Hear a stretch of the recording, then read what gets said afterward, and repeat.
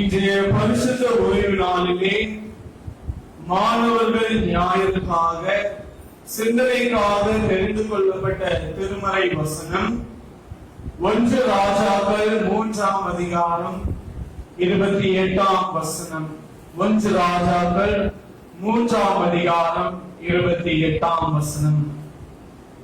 ராஜா தீர்த்த இந்த நியாயத்தை இஸ்ரவேலர் எல்லாரும் கேள்விப்பட்டு நியாயம் விசாரிக்கிறதுக்கு தேவன் அருளின ஞானம் ராஜாவுக்கு உண்டென்று கண்டு அவனுக்கு பயந்தார்கள். நாம் ஜெபம் செய்வோம். என் கண்மலையும் என் மீட்பருமாகிய என் கர்த்தாவே, என் வாயின் வார்த்தைகளும் என் இருதயத்தின் தியானமும் உமது சமூகத்திலே பிரதியாக இருப்பதாக. ஆமென். நம்முடைய பிதாவாகிய தேவனாலும் கர்த்தராகிய இயேசு கிறிஸ்துவினாலும் உங்களுக்கு கிருபையும் சமாதானமும் உண்டாவதாக. ஆண்டவருடைய நிறைவான கிருபையும் தயவும் நிறைவாய் பெருகியிருக்க கர்த்தர் கிருபை செய்வாராக. குறிப்பாக இந்த புதிய கல்வி ஆண்டிலே அடியெடுத்து வைக்கிற மாணவர்கள் மற்றும் ஆசிரியர்கள் உங்கள் யாவருக்கும் வாழ்த்துக்களை தெரிவித்துக் கொள்கிறோம். தேவன் தாமே உங்களுக்கு மெய்யான ஞானத்தை தந்து ஆண்டவர் உங்களை உங்களுடைய வாழ்க்கையை ஆசீர்வதிப்பாராக. நாம் படிக்க கேட்ட 1 ராஜாக்களின் புத்தகம் 3ஆவது அதிகாரம் வசனங்கள் 16 முதல் 28 வரை திருப்பி வைத்துக் கொள்ளுங்கள். இந்த சம்பவம் ஒரு பரிதாபமான ஒரு சம்பவமாக நான் பார்க்கிறேன்.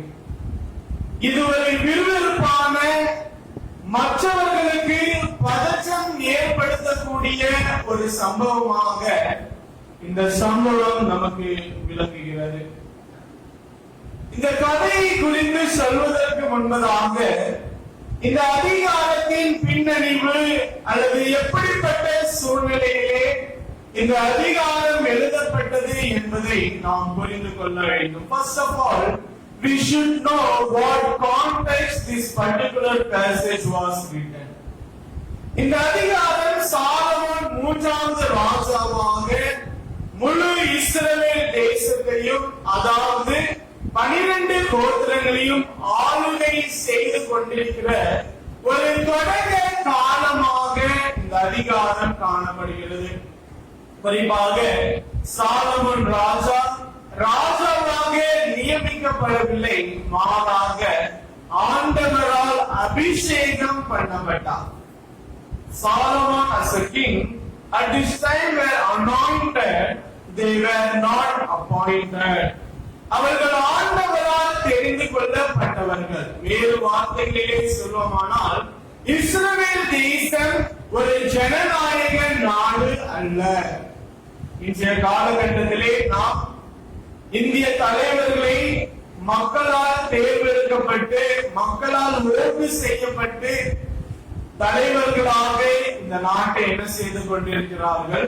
ஆளுகை செய்து கொண்டிருக்கிறார்கள்.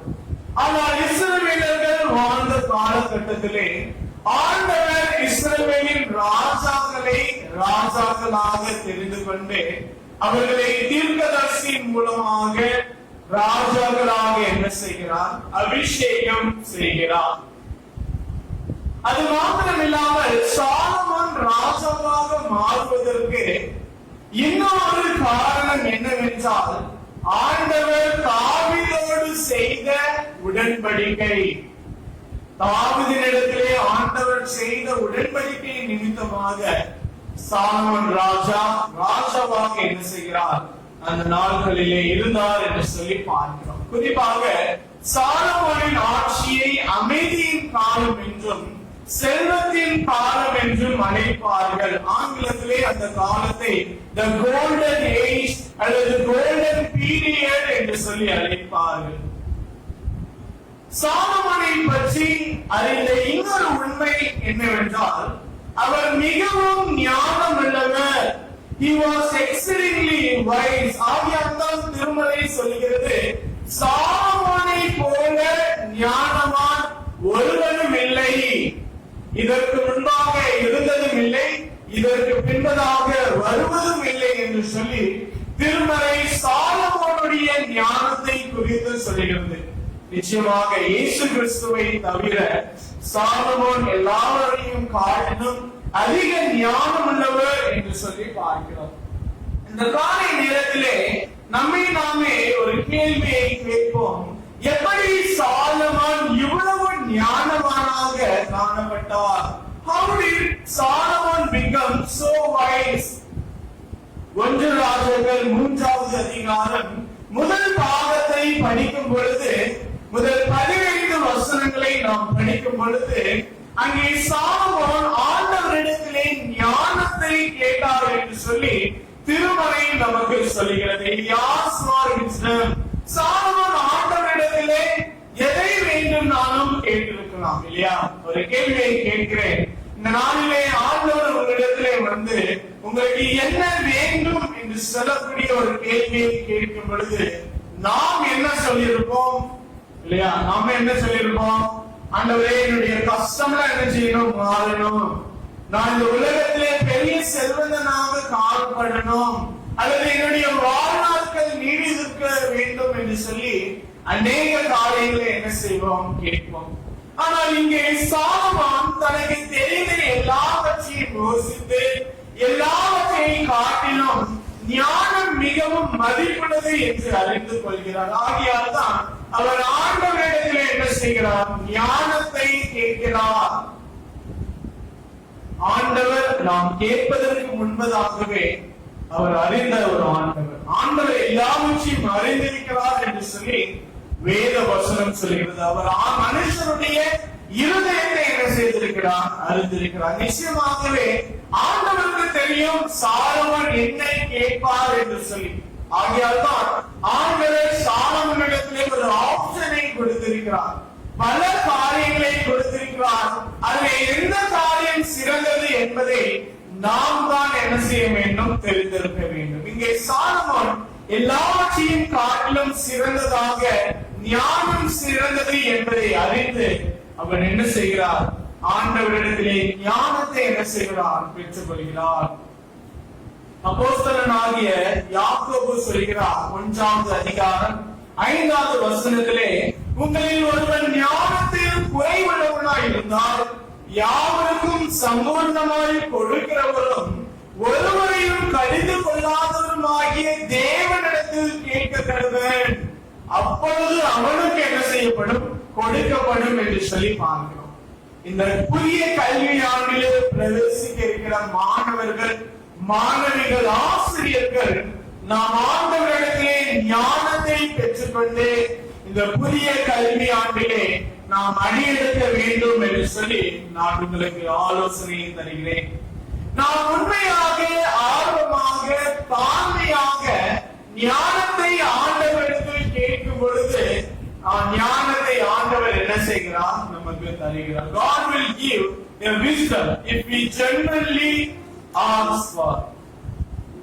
இதுதான் இந்த அதிகாரத்தின் ஒரு சூழ்நிலையாக காணப்படுகிறது. ஆண்டவர் சாலமோனுக்கு என்ன செய்கிறார்? ஞானத்தை கொடுக்கிறார். இந்த நாளிலே என்னுடைய செய்தி தலைப்பு Wisdom from above, மேலானவரின் ஞானம் அல்லது பரத்தின் ஞானம் அல்லது ஆண்டவருடைய ஞானம் என்ற தலைப்பில் இருந்து சில காரியங்களை உங்களுக்கு சொல்ல விரும்புகிறேன். இந்த கதையின் ஆரம்ப கட்டத்தை நாம் பார்க்கும் பொழுது இங்கே 2 வேசிகள் அல்லது 2 விபச்சார ஸ்திரீகள் சாலமோனிடத்தில் என்ன செய்கிறார்கள்? வருகிறார்கள். The story opens with 2 harlots or 2 prostitutes. It's really a sinful working lady. இந்த 2 பெண்களும் தவறான தொழிலை செய்கிற ஒரு தவறான பெண்கள் இப்பொழுது சாலமோனிடத்தில் என்ன செய்கிறார்கள்? வருகிறார்கள். இஸ்ரவேல் ஜனங்களுக்கு விபச்சாரம் செய்வது தடை விதிக்கப்பட்ட ஒரு தொழிலாக காணப்பட்டது. லேவியராகமம் 19வது அதிகாரம் 29வது வசனத்தில் ஆண்டவர் சொல்கிறார், தேசத்தார் வேசித்தனம் பண்ணி தேசமெங்கும் முறைகேடான பாவம் நிறையாதபடிக்கு உன் குமாரத்தியை வேசித்தனம் பண்ண விடுகிறதினாலே பரிசுத்த குலைச்சலாக்காயாக. அதே போல இன்னொரு வசனமும் சொல்கிறது, உபாகமம் 23:17, இஸ்ரவேலின் குமாரத்திகளில் ஒருத்தையும் வேசிக்காரராய் இருக்கக்கூடாது, இஸ்ரவேலின் குமாரரில் ஒருவனும் ஆண் புணர்ச்சிக்காரனாய் இருக்கக்கூடாது. அப்படி என்றால் இந்த இஸ்ரவேல் ஜனங்களுக்கு விபச்சாரம் என்பது, வேசித்தனம் என்பது தடை விதிக்கப்பட்ட ஒரு தொழில், தடை விதிக்கப்பட்ட ஒரு செயலாக நாம் பார்க்க முடியும். One of the primary reason in scripture for Israel nation the harlotry or prostitute forbidden under God's law was because of its cultic attachment. இஸ்ரவேல் ஜனங்களுக்கு விபச்சாரம் தடை செய்யப்பட்டதின் மிக முக்கியமான ஒரு காரணம், அவைகள் தவறான மதத்தின் செயல்பாட்டாக அல்லது புற மதத்தின் ஒரு பகுதியாக என்ன செய்யப்பட்டது, காணப்பட்டது. ஆகையால் அப்போஸ்தலனாகிய பவுல் கொரிந்திய திருச்சபைக்கு ஒரு அறிவுரையாக எழுதுகிறார். காரணம், கொரிந்து திருச்சபை மக்களும் இப்படிப்பட்ட ஒரு தொழிலிலே என்ன செய்தார்கள், காணப்பட்டார்கள். அவர்கள் விபச்சாரக்காரர்களாக இருந்தார்கள், பொருளாசை உள்ளவர்களாக காணப்பட்டார்கள், கொள்ளைக்காரர்களாக காணப்பட்டார்கள், விக்கிரக ஆராதனைக்காரர்களாக காணப்பட்டார்கள். அவைகளுக்கெல்லாம் விலகி இருக்க வேண்டும் என்று சொல்லி அப்போஸ்தலனாகிய பவுல் என்ன செய்கிறார், அவர்களுக்கு அறிவுரை, கொரிந்து திருச்சபை மக்களுக்கு அறிவுரையை தருகிறார். கிறிஸ்துவுக்குள் பிரியமானவர்களே, இங்கே பாவத்திற்கான அனைத்து இணைப்புகளும் தவறாக வழிநடத்தப்பட்ட தவறான மதத்தின் ஆராதனையின் விளைவாகும். மற்ற வார்த்தைகளிலே சொல்வோமானால், எது நம்மை பரிசுத்த ஆராதனைக்கு நேராக தவறாக வழிநடத்தி செல்கிறதோ அவைகளை எல்லாம் பாவமாக நாம் என்ன செய்ய முடியும், காண முடியும். இதுதான் இந்த விபச்சார பெண்களின் நிலைமையும் கூட. இங்கே சாலமோனை பார்க்க வந்த இந்த விபச்சார பெண்கள் ஒரு ஏழைகளாக காணப்பட்டார்கள், சமுதாயத்தால் ஒதுக்கப்பட்ட ஒரு பெண்களாக காணப்பட்டார்கள். எனினும் அவர்கள் தங்களுடைய நியாயத்திற்காக, தங்களுடைய நீதிக்காக என்ன செய்கிறார்கள், சாலமோன் ராஜாவினிடத்திலே வருகிறார்கள். இங்கே இந்த இரண்டு பெண்களை குறித்து வரலாற்று நிபுணர்கள் சொல்கிறார்கள், அவர்கள் இஸ்ரவேல் நாட்டை சார்ந்தவர்கள் அல்ல, அல்லது அவர்கள் பிற தேசத்தாராக இருக்கலாம் என்று சொல்லி நமக்கு தெரியாது. எனினும் நமக்கு தெரிந்த ஒரு காரியம் என்ன, சாலமோனின் ஞானத்தை சோதிப்பதற்காக ஆண்டவர் ஏற்படுத்தின ஒரு பரீட்சையாக நாம் பார்க்கிறேன். மாணவர்களுக்கு அநேக பரீட்சைகள் பள்ளிக்கூடங்களிலே, கல்லூரிகளிலே என்ன செய்யப்படும், நடக்கும் இல்லையா? அங்கே நாம் என்ன செய்வோம், பேப்பர்ல என்ன செய்வோம், நம்முடைய பதிலை, நம்முடைய ஆன்சரை எழுதுவோம்.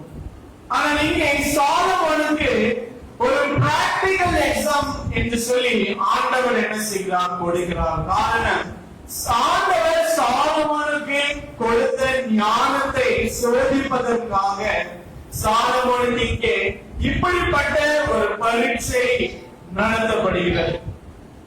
குறிப்பாக இந்த இரண்டு பெண்களை குறித்து பார்க்கும் பொழுது, முதலாவதாக இந்த இரண்டு பெண்களுடைய ஒற்றுமைகளை குறித்து நான் சொல்கிறேன். அதன் பின்பதாக இந்த முழு கதையும் நாம் கற்றுக்கொள்வோம். இந்த இரண்டு பெண்களுடைய ஒற்றுமைகள் என்ன? முதலாவதாக அவர்கள் பெண்கள், இரண்டாவதாக அவர்கள் இருவரும் வேசிகளாக இருக்கிறார்கள். மூன்றாவதாக வசனம் சொல்கிறது, அவர்கள் இருவரும் ஒரே வீட்டில் என்ன செய்கிறார்கள், குடியிருந்தார்கள்.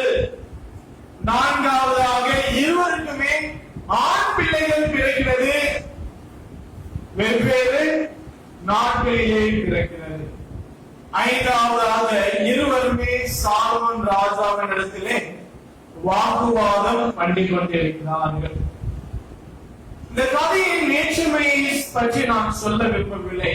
இப்பொழுது அந்த கதைக்குள்ளாக நாம் போவோம். முதலாவதாக ஒரு பெண் வருகிறாள். அவள் ராஜாவை பார்த்து சொல்கிறாள், நானும் இந்த ஸ்திரீயும் என்ன செய்கிறோம்? ஒரே வீட்டிலே குடியிருந்தோம். நான் இவளோடு இருக்கையில் ஆண் பிள்ளை பெற்றேன். நான் ஆண் பிள்ளை பெற்ற 3வது நாளிலே இந்த ஸ்திரீ என்ன செய்தால் ஒரு ஆண் பிள்ளை பெற்றாள் என்று சொல்லி இந்த ஸ்திரீ சொல்லுகிறார். அதன் பின்பதாக நாங்கள் ஒருமித்து வாழ்ந்தோம். வீட்டிலே எங்கள் 2 பேரை தவிர வேறொருவரும் இல்லை. இது ஒரு முக்கியமான ஒரு காரணம். வீட்டிலே இந்த 2 பெண்கள் மாத்திரம்தான் இருந்தார்கள். அப்படி என்றால் ஒரு பெண் குழந்தை பெறுவதற்கு இவள் என்ன செய்கிறாள்? உதவி செய்திருக்கிறாள். இவள் குழந்தை பெறுவதற்கு மற்றவள் என்ன செய்திருக்கிறாள்? உதவி செய்திருக்கிறாள் என்பதை புரிந்து கொள்ள முடியும். அது மாத்திரமில்லாமல் இந்த வழக்கிலே இந்த 2 பெண்கள் மாத்திரமே சாட்சிகளாக என்ன செய்கிறார்கள்? காணப்படுகிறார்கள். வேறு எந்த சாட்சியும் நம்மிடத்திலே காணப்படவில்லை. தொடர்ந்து அந்த பெண் சொல்கிறார், ராத்திரி நேரத்தில் என்ன நடந்தது? இந்த ஸ்திரீ அவளுடைய பிள்ளையை தவறாமல் என்ன செய்து விட்டாள்? கொண்டு விட்டாள். எப்படி அந்த பிள்ளை செத்ததாம்? அந்த பிள்ளையின் மீது புரண்டு படுத்ததின் நிமித்தமாக அந்த சிறு பிள்ளை என்ன செய்தது? செத்து போயிற்று. இப்பொழுது நான் அயர்ந்து படுத்து நித்திரை செய்யும் பொழுது செத்தமான பிள்ளை என்ன செய்தார்? அவளுடைய பிள்ளையை அவள் என்னுடைய மார்பிலே வைத்துக் கொண்டு உயிரோடு இருக்கிற என்னுடைய பிள்ளையை என்ன செய்து விட்டாள்? எடுத்து சென்று விட்டாள். அதன் பின்பதாக என்ன நடந்தது? பொழுது விடிந்த பொழுது அதிகாலையிலே என்னுடைய பிள்ளைக்கு என்ன செய்தேன்? பால் குடி கொடுப்பதற்கு நான் சென்ற பொழுது அது எப்படி இருந்தது? செத்து கிடந்தது. அதன் பின்பதாக பொழுது விடிந்த பொழுது அது என்னுடைய பிள்ளையை உற்று நான் கவனித்தேன். அது என் பிள்ளை இல்லை என்பதை அறிந்து கொண்டேன் என்று சொல்லி ஒரு பெண், ஒரு விபச்சார பெண் அல்லது ஒரு ஸ்திரீ என்ன செய்தால் சாலோமோனிடத்திலே சொன்னார். மற்ற ஸ்திரீயின் கதை சற்று வித்தியாசமாக காணப்பட்டது.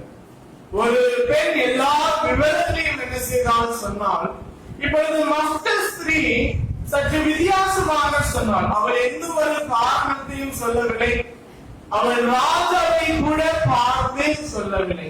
அவள் டைரக்டா இந்த சைடு இருக்கிற அந்த பெண்ணை பார்த்து, உயிரோடு இருக்கிறது என் பிள்ளை, செத்தது உன் பிள்ளை என்று சொல்லி சொன்னால் இருவருக்கும் என்ன செய்தது? வாக்குவாதம் உண்டாயிற்று என்று சொல்லி பார்க்கிறோம்.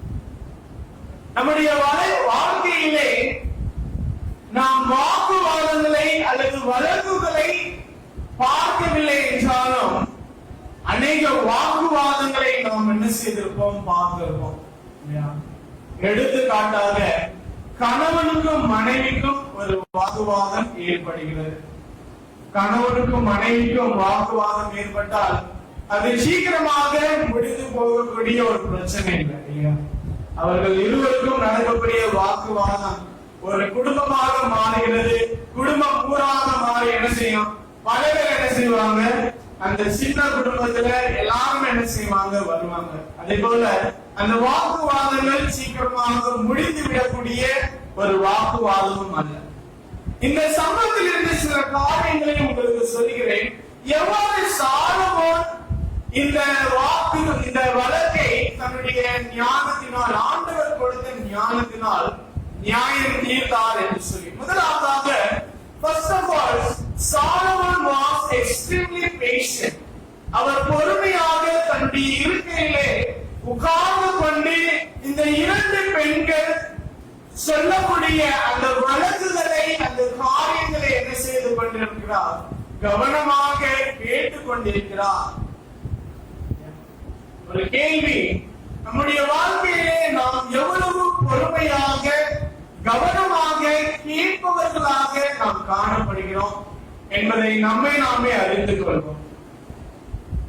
ஒரு வாழ்க்கையிலே கடினமான சூழ்நிலையிலே கடினமான முடிவுகளை எடுப்பதற்கு முன்பதாக அந்த பிரச்சனைகளை குறித்து நாம் பொறுமையாக கவனத்தோடு என்ன செய்ய வேண்டும்? கேட்க வேண்டும். We should be a good listener. கணவனுக்கும் மனைவிக்கும் பிரச்சனை வருகிறது என்றால் அந்த 2 பேர்ல யாராவது ஒருவர் என்ன செய்ய வேண்டும்? பொறுமையாக என்ன செய்ய வேண்டும்? கேட்க வேண்டும். அப்படி பொறுமையாக யாராவது கேட்கும் பொழுது அந்த பிரச்சனைகள், அந்த வாக்குவாதங்கள் அதே நேரத்தில் என்ன செய்கிறது? முடிந்து விடுகிறது. ஆனால் நாம் யாருமே எப்படிப்பட்டவர்களாக இருக்கிறோம்? கேட்பவர்களாக நாம் அநேக நேரத்திலே காணப்பட மாட்டோம், விரும்புவதில்லை. நாம் எல்லாரும் பேசுவதற்கு என்ன செய்கிறோம்? அதிகமாக விரும்புகிறோம். ஆகியால் தான் பிரச்சனைகள் என்ன செய்யப்படுகிறது? குறைந்து போகிறது இல்லை. நாம் அநேகர் கேட்பவர்களாக என்ன செய்ய வேண்டும்? நம்முடைய வாழ்க்கையிலே காணப்பட வேண்டும். ஆகியால் தான் நீதிமொழிகள் 20வது அதிகாரம் 5வது வசனம் சொல்கிறது, மனுஷனுடைய இருதயத்திலுள்ள யோசனை ஆழமான தண்ணீர் போல் இருக்கிறது, புத்திமானோ அதை மொண்டு எடுப்பான். மனுஷனுடைய இருதயத்தினுடைய உண்மைகளை மிகவும் ஆழமாக இருக்கிறது. அந்த உண்மைகளை நாம் அறிய வேண்டுமானால் நாம் நம்முடைய வாழ்க்கையிலே பொறுமையாக கேட்கிறவர்களாக என்ன செய்யப்பட வேண்டும்? காணப்பட வேண்டும். அதைத்தான் சாலமோன் என்ன செய்தார்? செய்து கொண்டிருக்கிறார். அவருக்கு பெரிய ஞானத்தை ஆண்டவர் கொடுத்தாலும் அந்த ஞானத்தை எப்படி பயன்படுத்த வேண்டும் என்பதை அவர் அறிந்திருந்தார். ஆகையால் தான் அவர் அந்த வழக்கிலே பொறுமையோடு என்ன செய்து கொண்டிருக்கிறார்? கேட்டுக் கொண்டிருக்கிறார். இந்த 2 பெண்களும் சாலமோனிடத்திலே தங்களுடைய பிரச்சனைகளை கூறும் பொழுது இந்த வழக்கின் இறுதி முடிவு அந்த பிள்ளையினுடைய எதிர்காலம், பிள்ளையினுடைய வாழ்க்கை எந்த தாயோடு இருக்கும் என்பதை பொறுத்து என்ன செய்கிறது? காணப்படுகிறது. இந்த வழக்கிலே இந்த 2 பெண்களும் என்ன செய்வதில்லை? இந்த 2 பெண்களுடைய உண்மையை கண்டுபிடிப்பது மிகவும் அரிதாக, மிகவும் கஷ்டமாக காணப்படுகிறது. இதுல யாரு உண்மையை சொல்லுகிறார் என்று சொல்லி நம்மால கண்டுபிடிக்க முடியவில்லை. திருமலையின் சூழ்நிலையும் இன்றைய காலகட்டத்தினுடைய சூழ்நிலையும் சற்று வித்தியாசமாக காணப்படுகிறது இல்லையா? திருமலையின் சூழ்நிலையை பார்க்கும் பொழுது அந்த காலத்திலே சரியான மருத்துவ வசதிகள் இல்லை. ஆனா இந்த காலத்திலே இந்த பிள்ளையின் தாயின் யார் என்று சொல்லி நம்மால் DNA டெஸ்ட் வழியாகவோ மற்ற டெஸ்ட் வழியாகவோ என்ன செய்ய முடியும்? சுலபமாக கண்டுபிடிக்க முடியும். அது மாத்திரம் இல்லாமல் இந்த 2 பெண்களுக்கும் யாரு இந்த குழந்தையின் அப்பா என்று சொல்லி என்ன தெரியாது. காரணம், அவர்கள் செய்து கொண்டிருக்கிற வேலை அப்படிப்பட்ட ஒரு வேலை. அதை யார் வேண்டும்னாலும் இருக்கலாம். அதனால குழந்தையின் அப்பா யார் என்று சொல்லியும் நம்மால் கண்டுபிடிக்க முடியாது. எனினும் இந்த 2 பெண்கள் என்ன செய்கிறார்கள்? வாக்குவாதம் பண்ணி கொண்டிருக்கிறார்கள். சாலமோன் அதை நன்றாக என்ன செய்து கொண்டிருக்கிறார்? கேட்டுக் கொண்டிருக்கிறார். வசனம் 23 சொல்கிறது, அப்பொழுது ராஜா, உயிரோடு இருக்கிறது என் பிள்ளை, செத்தது உன் பிள்ளை என்று இவர் சொல்கிறார். அப்படி அல்ல, செத்தது உன் பிள்ளை, உயிரோடு இருக்கிறது என் பிள்ளை என்று அவள் சொல்கிறார் என்று சொல்லி இதனுடைய அர்த்தம் என்னது? சாலமோன் ராஜா என்ன செய்கிறார்? அழகாக கவனமாக என்ன செய்து கொண்டிருக்கிறார்? கேட்டுக் கொண்டிருக்கிறார். இப்பொழுது 24, 25வது வசனம் ஒரு பயப்படுத்தும் காரியமாக, ஒரு பரபரப்பான ஒரு காரியமாக காணப்படுகிறது. 24வது வசனம் சொல்கிறது, ஒரு பட்டயத்தை கொண்டு வாருங்கள் என்றான். அவர்கள் பட்டயத்தை ராஜாவினிடத்திலே கொண்டு வந்தார்கள்.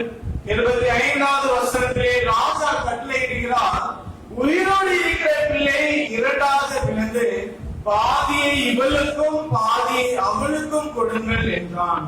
அதை கேட்டவர்களுக்கு நிச்சயமாக என்ன செய்திருக்கும்? மனம் உடைந்திருக்கும் இல்லையா? ஆண்டவர் இஸ்ரவேல் ஜனங்களுக்கு கொடுத்த ஒரு பெரிய ஒரு கட்டளை என்ன? கொலை செய்யாதிருப்பாயா. அந்த 10 கட்டளைகளிலே ஒரு கட்டளை, கொலை செய்யாதிருப்பாயாக. ஜனங்கள் நினைத்திருக்கலாம், ஐயோ சாலமோன் ராஜா ஆண்டவருடைய கட்டளையை மீறுகிறாரே என்று சொல்லி என்ன செய்திருக்கலாம்? நினைத்திருக்கலாம். நிச்சயமாக நினைத்திருப்பாங்க. சாலமோனுக்கும் தெரியும் தான் என்ன செய்து கொண்டிருக்கிறேன் என்று சொல்லி. குறிப்பாக ஒரு உண்மையை அறிய வேண்டுமானால், ஒரு உண்மையை தீர்மானிக்க வேண்டும் வேண்டுமானால் நமக்கு முன்பதாக இருக்கக்கூடிய சூழ்நிலையை நாம் பல கோணங்களிலே அல்லது பல வழிகளிலே நாம் என்ன செய்ய வேண்டும், பார்க்க வேண்டும். ஒரு பிரச்சனைக்கு இதுதான் முடிவு என்று சொல்லி சட்டம் என்ன செய்யக்கூடாது, முடிவு எடுக்க முடியாது. ஆண்டவர் நமக்கு ஞானத்தை கொடுத்திருக்கிறார். அதை எந்த விதத்திலே எப்படியெல்லாம் நம்மால் பார்க்க முடியுமோ அப்படியெல்லாம் நாம் பார்த்து உண்மையை அறிந்து கொள்ள வேண்டும். எடுத்துக்காட்டாக சாலமோன் எப்படிப்பட்ட ஒரு வழிமுறைகளை கையாண்டிருப்பார் என்று சொல்லி பார்க்கும் பொழுது ஒரு 3 அப்ரோச் அல்லது 3 வழிமுறைகளை அவர் கையாண்டிருக்கலாம். முதலாவதாக பிசிக்கல் அப்ரோச், இரண்டாவதாக எமோஷனல் அப்ரோச், மூன்றாவதாக ஆன்மீக அல்லது ஸ்பிரிச்சுவல் அப்ரோச். முதலாவதாக சரீரம் சார்ந்த அணுகுமுறை, உணர்வுகள் சார்ந்த அணுகுமுறை மற்றும் ஆன்மீக அணுகுமுறை. இதுல மூன்று அணுகுமுறையில சரீரம் சார்ந்த அல்லது கண்ணால் கண்டு சாட்சிகளை நாம் எளிதாக என்ன செய்ய முடியும், கண்டுபிடிக்க முடியும். ஃபார் எக்ஸாம்பிள், ஒரு எடுத்துக்காட்டாக ஒரு கார் ஆக்சிடென்ட் ஆகுது அல்லது விபத்துக்குள்ளாக நடைபெறுகிறது. விபத்து முடிஞ்சாச்சு, இன்சூரன்ஸ் கம்பெனி வந்து என்ன செய்யணும், பைசா கொடுக்கணும். அவன் பைசா கொடுக்க வேண்டும் என்று சொன்னால் என்ன நடந்தது, வாகனத்தினுடைய கண்டிஷன் எப்படி இருக்கு, எல்லாவற்றையும் பார்த்துதான் என்ன செய்வார், அதற்குரிய பணத்தை நமக்கு தருவார்.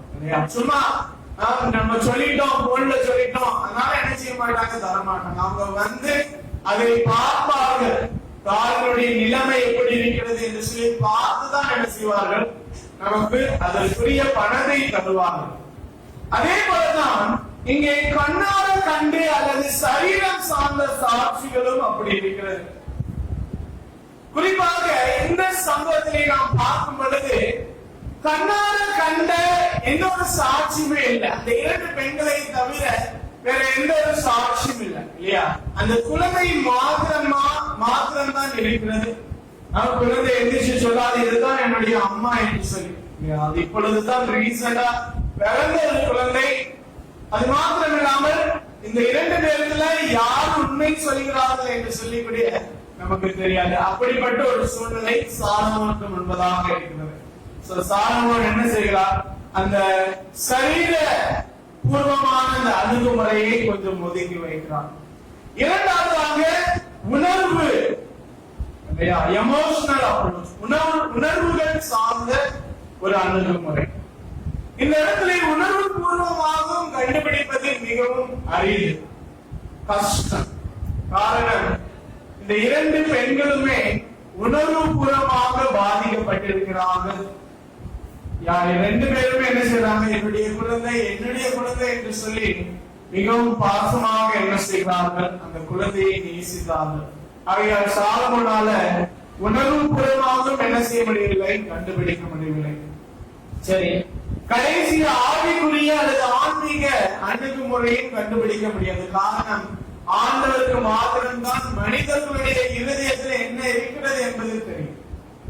சாலமோன் என்ன செய்கிறார், இப்பொழுது அந்த 3 அணுகுமுறையும் கொஞ்ச நேரம் சைடுல வச்சிருக்காங்க. இப்பொழுது வசனம் 26-27 சொல்கிறது, அப்பொழுது உயிரோடு இருக்கிற பிள்ளையின் தாய்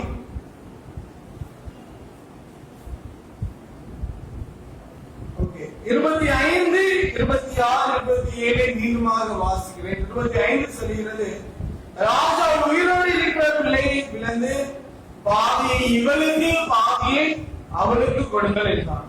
அப்பொழுது உயிரோடு இருக்கிற பிள்ளையின் தாய் தன் பிள்ளைக்காக அவள் கூட துடித்ததினால் ராஜாவை நோக்கி, ஐயோ என் ஆண்டவனே, உயிரோடு இருக்கிற பிள்ளையை கொல்ல வேண்டாம், அதை அவளுக்கு என்ன செய்யுங்கள், கொடுத்து விடுங்கள். மற்றவள் என்ன சொன்னால், எனக்கு அது வேண்டாம், நீங்க என்ன செய்யுங்க, அதை பிளந்து போடுங்கள் என்று சொல்லி அவர் என்ன செய்தார், சாலமோன் ராஜாவின் இடத்திலே சொன்னார். இப்பொழுது இந்த 2 பெண்களுடைய மன நிலைமையை அறிவதற்காக சாலமோன் ராஜா என்ன செய்கிறார், சரீரத்தை பிரிக்கிறார். Solomon divides the physical problem in order to divide the spiritual one. Solomon அந்த இரண்டு வாக்குவாதங்களையும் நன்றாக என்ன செய்கிறார்? கவனமாக கேட்டதின் நிமித்தமாக இப்பொழுது கண்ணால கண்டதற்கு எந்த ஒரு சாட்சியும் இல்லை, உணர்வு பூர்வமாகவும் கண்டுபிடிக்க முடியவில்லை, ஆன்மீகமாகவும் கண்டுபிடிக்க முடியவில்லை. இப்பொழுது அந்த இரண்டு பெண்களுடைய மனதின் நிலைமையை அறிய வேண்டுமானால் இந்த குழந்தையை தான் என்ன செய்யணும்? ஏதாவது செய்ய வேண்டும் என்று சொல்லி இந்த குழந்தையை பிடிக்கிறார். அப்படி பிடிக்கும் பொழுது அந்த இரண்டு பெண்களுடைய மனநிலைமை என்ன செய்கிறார்? அழிந்து கொள்கிறார். ஒருத்தி சொல்கிறார், சாலமோன் ராஜாவே, என்னுடைய பிள்ளையை என்ன செய்யாதீங்க, ஒண்ணுமே செய்யாதீங்க, அந்த பிள்ளை உயிரோடு இருக்கட்டும், சாவதை காட்டிலும் என்னுடைய பிள்ளை உயிரோடு இருந்து அவளோடு இருப்பது என்னது மிகவும் பெரியதான ஒரு காரியமாக காணப்படுகிறது. ஆனால் மற்றவருடைய வாழ்க்கையை பார்க்கும் பொழுது இல்ல, அந்த குழந்தை என்ன செய்யுங்க, கொஞ்சம் போடுங்க, காரணம் அவள் தாய் இல்லை என்பதை என்ன செய்கிறார்? இங்கே சாலமோன் ராஜா புரிந்து கொள்கிறார். குழந்தையை மற்ற பெண்ணிடத்தை கொடுப்பதற்காக அவள் தயாராக இருந்தாள் என்று சொல்லி பார்க்கிறோம். அதுதான் உண்மையான ஒரு தாயின் இருதயமும் கூட. இங்க அச்சுறுத்தல் உண்மையான தாய் என்ன செய்தது? வெளிப்படுத்தினது. இங்க உண்மையான தாய் தன்னுடைய பிள்ளைக்காக தன்னுடைய இருதயம் என்ன செய்தது? துடித்தது என்று சொல்லி நம்மால் புரிந்து கொள்ள முடியும். அதைத்தான் சாலமோன் என்ன செய்கிறார்? தன்னுடைய ஞானத்தினால் செய்தான் என்று சொல்லி பார்க்கிறோம். 27வது வசனம் சொல்லுகிறது, அப்பொழுது ராஜா உயிரோடு இருக்கிற பிள்ளையை கொள்ளாமல் அவளுக்கு கொடுத்து விடுங்கள், அவளே அதன் தாய் என்றாள். காரணம், ஆண்டவருடைய கண்களுக்கு மறைவானது ஒன்றுமில்லை. ஆண்டவரிடத்திலே நாம் பேச சொல்ல முடியாது, உண்மையை மறைக்கவும் முடியாது. ஆண்டவர் உண்மையை என்ன செய்கிறார்? வெளிப்படுத்துகிறார் என்று சொல்லி பார்க்கிறோம். எபிரேயர் 4வது அதிகாரம் 12, 13வது வசனம் சொல்கிறது, தேவனுடைய வார்த்தையானது ஜீவனும் வல்லமையும் உள்ளதாயும் இருபுறமும் கருவுள்ள எந்த பட்டயத்திலும் கருக்கானதையும் ஆத்மாவையும் ஆவியையும் கண்ணுகளையும் ஊனையும் பிரிக்கதாக உருவாக்குகிறதுமாய் உருவ குத்துகிறதுமாய் இருதயத்தின் நினைவுகளையும் யோசனைகளையும் வரையறுக்கிறதுமாய் என்ன செய்கிறது இருக்கிறது. ஆண்டவருடைய ஞானம் இருதயத்தின் யோசனைகளை இருதயத்தின் நினைவுகளை வகையறுக்கிறதுமா என்ன செய்கிறது காணப்படுகிறது. ஆண்டவருடைய பார்வைக்கு மறைவான ஒன்றுமே இல்லை. சகலமும் அவருடைய கண்களுக்கு முன்பாக என்ன செய்கிறது? வெளிப்படுத்தப்படுகிறது. ஆகலால்தான் ஆண்டவருடைய ஞானத்தை பெற்றுக்கொண்ட சாலமோனுடைய கண்களுக்கு மறைவாக ஒன்றும் காணப்படவில்லை. ஒரு சமயத்திலே மறைவாக காணப்பட்டாலும் ஆண்டவர் என்ன செய்கிறார்? சாலமோனுக்கு அதை வெளிப்படுத்தினார். சாலமோன் தன்னுடைய ஞானத்தினால் அதை சரியாக என்ன செய்தார்? கண்டு கொண்டார். வசனம் 28, ராஜா தீர்த்த இந்த நியாயத்தை இஸ்ரவேலர் எல்லாரும் கேள்விப்பட்டு நியாயம் விசாரிக்கிறதற்கு தேவன் அருளின ஞானம் ராஜாவுக்கு உண்டென்று கண்டு அவனுக்கு என்ன செய்தார்கள்? பயந்தார்கள். சில வேத மொழிபெயர்ப்புகளிலே எல்லாரும் ஆச்சரியப்பட்டார்கள் என்று சொல்லி பார்க்கிறோம். தேவன் ராஜாவுக்கு சிறந்த ஞானத்தை கொடுத்தார் என்று சொல்லி எல்லாரும் ஆச்சரியப்பட்டார்கள், எல்லாரும் பயந்தார்கள்.